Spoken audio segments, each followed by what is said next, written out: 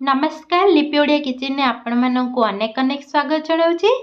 बैगणर तरकारी तो आपण अनेक प्रकार बनैकी खाइथिबे, किंतु आज जो बैगणर रेसिपी मु आपण मानक सहित शेयर करी आ बनैबा प्रोसेस टिके डिफरेंट अच्छी आ खाइबा को बहुत टेस्टी लागिबो।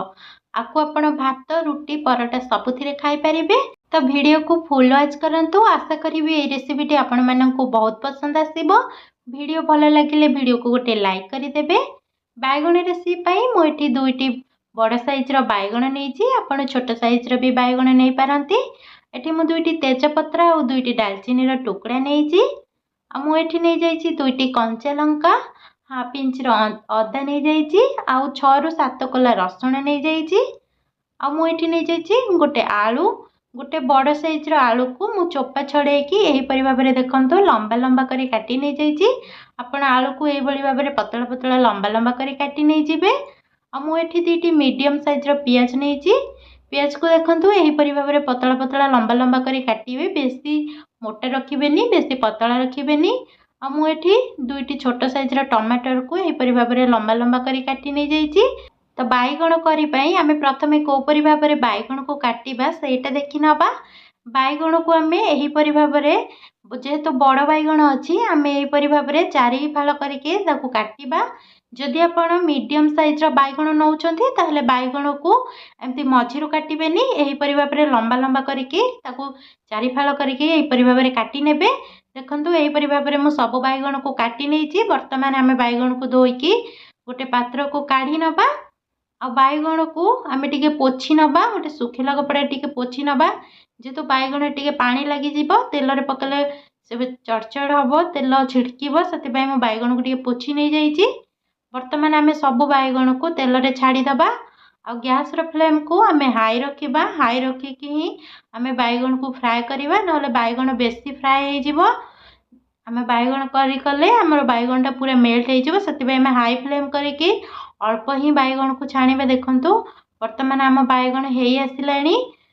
बैगण को मुझे आपन को चेक करके देखौछि बैगण को उपरि भाव में हेछि। गोटे छुरी साहाय्य आपण बैगण को एपरि भाव में चेक करिवे।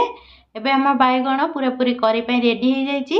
वर्तमान आम सब बैगण को गोटे पात्र को काढ़ी नहीं जिबा। आ बैगण को सब बेले हाई फ्लेम रे ही छाणीबे, नहले बैगण बेसी सिझी जिवो। जितेबाला आम करी बनैबा चलैबा से पूरा चटनी परिका हो, से आम बैगण को हाई फ्लेम करके ही छाणीबा। एबे आम देखंतु बैगण केते सुंदर कलर आसी, बैगण सब पूरा पूरी भाव में सिझी जाइए। वर्तमान आम आलू सब को फ्राए करी नबा। आलू टिके आमर फ्राए करने पे टाइम लागिबो। आलू को आम यही भाव में गैस को स्लिम करके छाड़ीदबा। आ गैस को हाई रखिबेनी, कहीं आलूटा सिझापी टिके लेट होता है। से बर्तमान आम गैस को स्लिम करके छाड़ीदबा। वर्तमान देखंतु आमर आलू हो गलानी। मु वर्तमान आपन को देखौछि आलू आमर सिझिछि कि नहीं। देखंतु गोटे चामच साहाय्य एपरि भाव में चेक करिवे आमर आलू पूरा पूरी भाव में सिझी गलानी। एबे आम आलू सब को गोटे पात्र को काढ़ी नबा।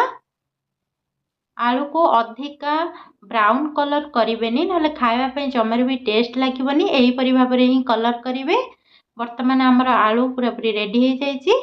वर्तमान आम से पैन रे किसी ऑयल नहीं कि आम से 2टा डालचीनी आ 2टा तेजपत्र को देदबा। मुझे जो अदा रसुण आउ जो कंचा लंका को नहीं ताकू मुझे छेचिकी नहीं जाइए। ग्राइंडिंग करें, छेचिकी ही नेबे, तार टेस्ट अलग आसीबो। तो आम यहीपरि भाव में अदा रसुण को हल्का फ्राए करवा, अधिका फ्राए करें ना फ्लेवर भल आसबनी। से आम हल्का फ्राए करदे। हल्का फ्राए होगला आम ए जो काटिकी पियाज को रखीदे पियाज सबको देदबा। और पियाज रे आम अल्प किसी लुण भी देदबा। पियाज रे लुण देले पियाजटा आमर शीघ्र नरम हो जाए। पियाज रे अल्प लुण देकी आम पियाज को फ्राए करवा। एठी आम पियाज को अधिक समय फ्राए करवानी, ब्राउन जमार भी करवानी। 50% भली देखंतु एहीपरि भाव में ही पियाज को फ्राए करेंगे। एठी पियाज जमार भी ब्राउन हेनी, एटी टिके कंचा अंश रहिबो। जेमती 50% भली फ्राए हो। आम ए टमाटर को ऐड करदबा।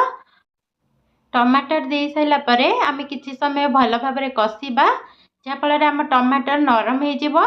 ना आपण टमाटर दे साइला परे ପ୍ୟାନ୍ର ଢାଙ୍କୁଣୀ ଦେଇଦେବେ, ଯାହାଫଳରେ ଆମ ଟମାଟରଟା ଶୀଘ୍ର ନରମ ହେଇଯିବ।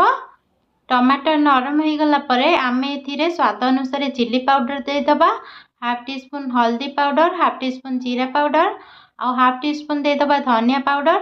ସବୁ ମସଲା ଦେଇସାରିଲା ପରେ ଆମେ ମସଲାକୁ 2-3 ମିନିଟ୍ ଭଲ ଭାବରେ କଷିବା ଆଉ ଗ୍ୟାସ୍ର ଫ୍ଲେମ୍କୁ ସ୍ଲୋ କରିଦେବେ, ନହେଲେ ମସଲା ଜଳିଯିବ। ଶୁଖିଲା ମସଲା ଆମେ ବେଶୀ ସମୟ କଷିବାନି, ନହେଲେ ଫ୍ଲେଭର ଭଲ ଆସିବନି। ଆମେ ୟାକୁ ଅଳ୍ପ ସମୟ ହିଁ 2-3 ମିନିଟ୍ କଷିବା। 2-3 ମିନିଟ୍ ଭଲ ଭାବରେ କଷି ସାରିଲା ପରେ ଆମେ ଏଥିରେ 2-3 ଚାମଚ ପାଣି ଦେଇଦେବା। ପାଣି ଦେଇକି ଆଉ 2 ମିନିଟ୍ ମସଲାକୁ ଭଲ ଭାବରେ କଷିବା। ଆଉ ମସଲାକୁ 2 ମିନିଟ୍ କଷି ସାରିଲା ପରେ ଆମେ ୟାକୁ ଘୋଡ଼ଣି ଦେଇକି ଆଉ 2 ମିନିଟ୍ ପାଇଁ ବନ୍ଦ କରିକି ଛାଡ଼ିଦେବା, ଯାହାଫଳରେ ଆମ ମସଲାର ବାସ୍ନା ବି ଭଲ ଆସିବ ଆଉ ଗ୍ରେଭି ବି ଭଲ ବନିବ। ଦେଖନ୍ତୁ ଆମ ମସଲା ଏବେ ତେଲ ଛାଡ଼ିବା ଆରମ୍ଭ କରିଦେଲାଣି, ମସଲା ପୁରାପୁରି ରେଡ଼ି ହେଇଯାଇଛି। ଏବେ ଆମେ ଏଥିରେ ଯେଉଁ ଆଳୁ ବାଇଗଣକୁ ଛାଣିକି ରଖିଥିଲେ, ବର୍ତ୍ତମାନ ଆମେ ଏଥିରେ ଆଳୁ ବାଇଗଣକୁ ଦେଇଦେବା। ଆଉ ଆଳୁ ବାଇଗଣକୁ ଆମେ 3-4 ମିନିଟ୍ ଭଲ ଭାବରେ କଷିବା, ଯେମିତିକି ଆମର ଆଳୁ ବାଇଗଣ ମସଲାରେ ଭଲ ଭାବରେ ମିକ୍ସ ହେଇଯିବ। ଯଦି ଆମ ରେସିପି ଆପଣମାନଙ୍କୁ ଭଲ ଲାଗୁଛି ତାହେଲେ ଭିଡ଼ିଓକୁ ଗୋଟେ ଲାଇକ୍ କରିଦେବେ। ଯଦି ଏପର୍ଯ୍ୟନ୍ତ ଆପଣ ଆମ ଚ୍ୟାନେଲକୁ ସବସ୍କ୍ରାଇବ୍ କରିନାହାନ୍ତି ତାହେଲେ ପ୍ଲିଜ୍ ଚ୍ୟାନେଲକୁ ସବସ୍କ୍ରାଇବ୍ କରିଦେବେ ଆଉ ବେଲ୍ ଆଇକନ୍କୁ ଦବାଇବା ପାଇଁ ଜମାରୁ ବି ଭୁଲିବେନି। ବର୍ତ୍ତମାନ ଆମେ ଏଥିରେ ଲୁଣ ଆଡ଼୍ କରିଦେବା ସ୍ୱାଦ ଅନୁସାରେ। ଆମେ ପ୍ରଥମେ ତ ଏଥିରେ ବାଇଗଣ ଆଳୁ ଛାଣିଲା ବେଳେ ଜମାରୁ ବି ଲୁଣ ଦେଇନଥିଲେ, ଯେତିକି ଆବଶ୍ୟକ ସେତିକି ଆମେ ଲୁଣ ଦେଇଦେବା। ଲୁଣ ଦେଇସାରିଲା ପରେ ଆମେ ଏଥିରେ କିଛି ପାଣି ଆଡ଼୍ କରିବା। ଅଧିକା ପାଣି ଜମାରୁ ବି ଆଡ଼୍ କରିବେନି, ପ୍ରାୟ 2 ଚାମଚ ଭଳି ପାଣି ଆଡ଼୍ କରିବେ। 2 ଚାମଚ ଭଳି ପାଣି ଆଡ଼୍ କରିସାରିଲା ପରେ ଆମେ ୟାକୁ ଟିକେ ଭଲ ଭାବରେ ମିକ୍ସ କରିଦେବା। ମିକ୍ସ କରିସାରିଲା ପରେ ଆମେ ୟାକୁ ଆଉ 3-4 ମିନିଟ୍ ଘୋଡ଼େଇକି ଛାଡ଼ିଦେବା। ଯଦି ଏହି ପ୍ରୋସେସ୍ରେ ଆପଣ ବାଇଗଣ କରି ବନାଉଛନ୍ତି ତାହେଲେ ଖାଇବାକୁ ବହୁତ ଟେଷ୍ଟ ଲାଗିବ, ଗୋଟେ ୟୁନିକ୍ ଟେଷ୍ଟ ଆସିବ। ଆପଣ ତ ବହୁତ ପ୍ରକାର ବାଇଗଣ ରେସିପି ଘରେ ବନେଇଥିବେ, ଥରେ ଏହିପରି ଭାବରେ ବାଇଗଣ ରେସିପି ଘରେ ଥରେ ଟ୍ରାଏ କରନ୍ତୁ, ଆପଣଙ୍କୁ ନିଶ୍ଚିନ୍ତ ରୂପରେ ବହୁତ ପସନ୍ଦ ଆସିବ। ଏବେ ଆମେ ଏଥିରେ ଅଳ୍ପ କିଛି ଗରମ ମସଲା ଦେଇଦେବା ଆଉ କିଛି ଧନିଆ ପତ୍ର ଦେଇକି ଆମେ ଏବେ ତାକୁ ଟିକେ ଚଲେଇ ନେବା। ଦେଖନ୍ତୁ ବର୍ତ୍ତମାନ ଆମ ବାଇଗଣ ପୁରାପୁରି ରେଡ଼ି ହେଇଯାଇଛି। ଯଦି ଆମ ରେସିପିଟି ଆପଣଙ୍କୁ ଭଲ ଲାଗିଛି ତାହେଲେ କମେଣ୍ଟ ଦ୍ୱାରା ଜଣାଇବେ। ରହୁଛି, ନମସ୍କାର, ଜୟ ଜଗନ୍ନାଥ, ଥ୍ୟାଙ୍କ ୟୁ।